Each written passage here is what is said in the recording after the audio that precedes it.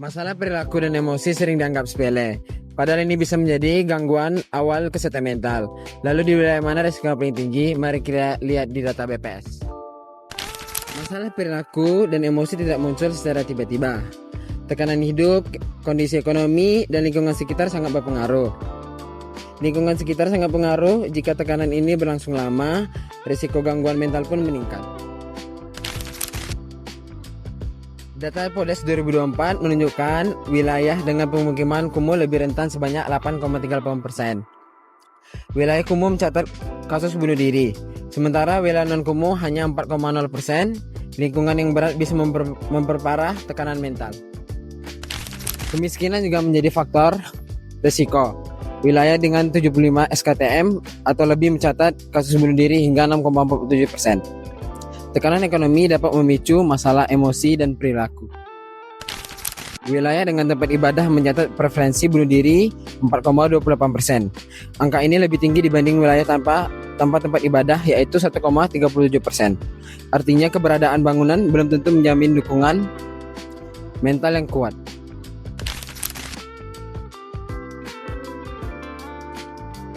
Religius yang dijalani secara aktif dapat melindungi kesehatan mental.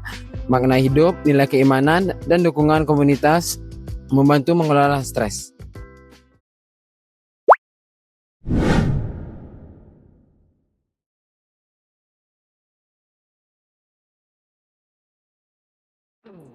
Masalah perilaku dan emosional sering dianggap muncul secara tiba-tiba.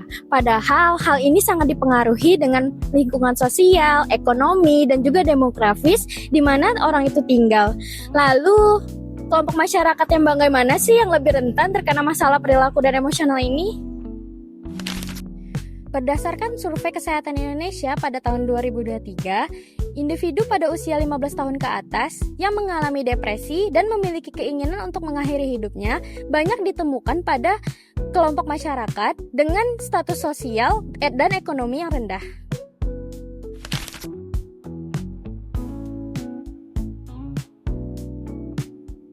Kelompok masyarakat yang bekerja pada sektor pertanian dan pertambangan memiliki risiko yang lebih tinggi mengalami masalah perilaku dan emosional. Hal ini dikarenakan pendapatan yang relatif lebih rendah, jaminan kesejahteraan yang rendah, dan juga pekerjaan yang lebih berat. Berbeda dengan kelompok masyarakat yang bekerja pada industri dan juga jasa, di mana mereka itu biasanya menawarkan pendapatan yang lebih stabil dan juga jaminan kesejahteraan yang lebih baik. Tingkat pendidikan juga berperan penting dalam kesehatan mental. Semakin tinggi pendidikan seseorang, maka semakin rendah risiko seseorang mengalami masalah perilaku dan emosional. Pendidikan membantu seseorang untuk belajar bagaimana cara berpikir kritis, bagaimana cara memecahkan masalah, serta seseorang itu bisa tahu kapan dan bagaimana mereka bisa mencari bantuan saat mereka mengalami masalah kesehatan mental. Nggak sih, masalah perilaku dan emosional lebih sering dijumpai pada wilayah pedesaan. Hal ini dikarenakan keterbatasan akses layanan kesehatan mental, ketenaga kerjaan profesional yang kurang, dan juga stigma serta budaya tabu saat membicarakan tentang masalah psikologis. Nah, hal-hal seperti ini nih yang membuat masalah kesehatan mental ini sulit untuk ditangani dengan baik pada wilayah-wilayah tersebut. Dalam lingkup keluarga, kepala rumah tangga memiliki risiko lebih tinggi mengalami masalah emosional. Hal ini dikarenakan beban tanggung jawab finansial dan tekanan ekonomi yang merupakan faktor utama yang langsung berdampak pada kesehatan mental seseorang. Secara demografis, perempuan dan individu yang bercerai menunjukkan tingkat masalah emosional yang lebih tinggi. Hal ini dikarenakan perceraian memicu depresi, kecemasan, dan juga rasa kesepian. Sedangkan pada perempuan, mereka lebih rentan mengalami gangguan kecemasan dan depresi dikarenakan tingkat relasi dan juga pengasuhan.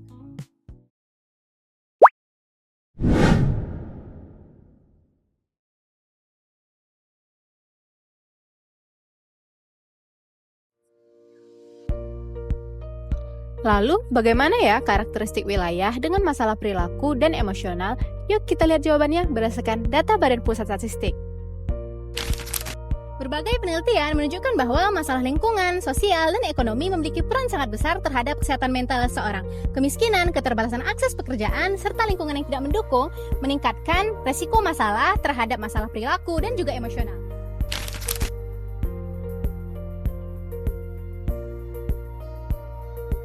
Berdasarkan data PODES 2024, prevalensi kasus bunuh diri lebih tinggi terdapat pada wilayah yang memiliki permukiman kumuh.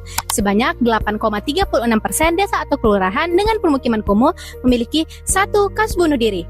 Sementara itu, wilayah tanpa pemukiman kumuh memiliki angka yang lebih rendah sebanyak 4,04%. Tingkat kemiskinan juga tercermin dari penerbitan surat keterangan tidak mampu.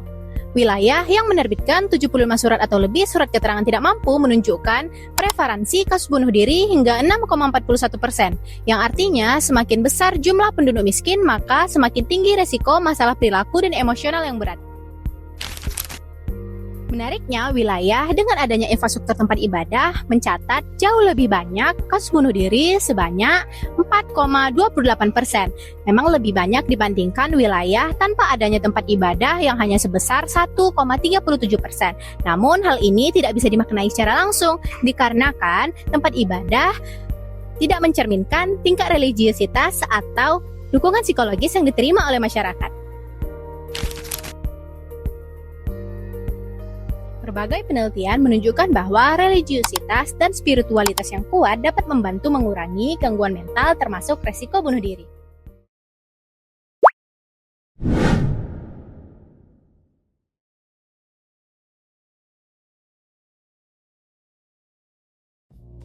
Apakah kalian tahu, terdapat berbagai faktor yang berpeluang memengaruhi masalah perilaku dan emosional masyarakat di Indonesia loh. Hasil analisis menunjukkan bahwa kondisi emosional tidak dipengaruhi oleh satu faktor saja, melainkan beberapa faktor seperti pendidikan, hubungan personal, dan juga kondisi ekonomi yang akan membentuk ketahanan emosional seseorang.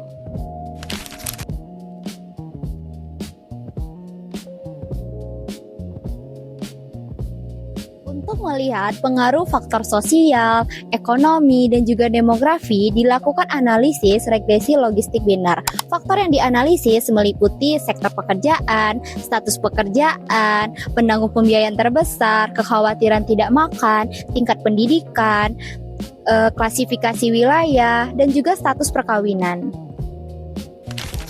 Ketidakstabilan kerja berhubungan dengan meningkatnya masalah emosional.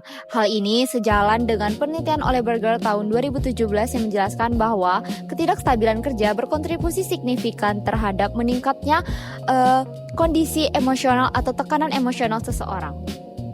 Kepala rumah tangga yang menanggung pembiayaan yang sangat besar lebih berisiko mengalami masalah perilaku dan juga emosional. Itu karena ia menanggung beban ekonomi yang sangat berat. Berdasarkan sektor pekerjaan, pekerja yang bekerja di sektor industri, pengolahan dan jasa, ia mengalami masalah emosional yang lebih rendah dibandingkan dengan mereka yang berada di sektor pertanian dan juga pertambangan. Tercatat bahwa pengolahan di bidang jasa mengalami 35% lebih rendah dibandingkan mereka yang bekerja di sektor pertambangan ataupun pertanian. Kekhawatiran tidak mampu makan berhubungan dengan peningkatan masalah emosional lebih besar 2 kali lipat bagi mereka yang tidak pernah mengalaminya. Semakin tinggi tingkat pendidikan seseorang, maka tingkat masalah emosional seseorang akan semakin rendah. Sementara itu, bagi mereka yang mempunyai status perkawinan cerai akan mengalami masalah emosional yang lebih tinggi dibanding mereka yang belum menikah. Namun, bagi mereka yang telah menikah, tingkat masalah emosionalnya akan lebih rendah, dan juga bagi mereka yang tinggal di perkotaan akan mengalami masalah emosional yang lebih tinggi dibanding mereka yang tinggal di pedesaan.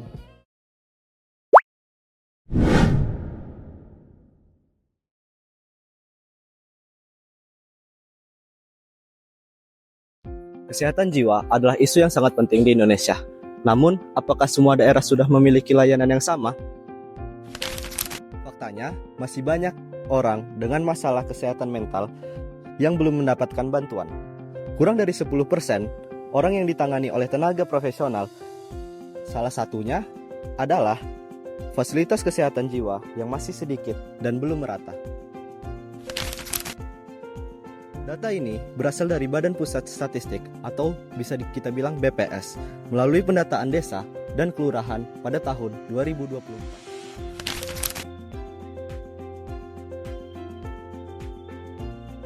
Di Jawa Barat dan Jawa Tengah, jumlah fasilitas kesehatan jiwa cukup lumayan banyak.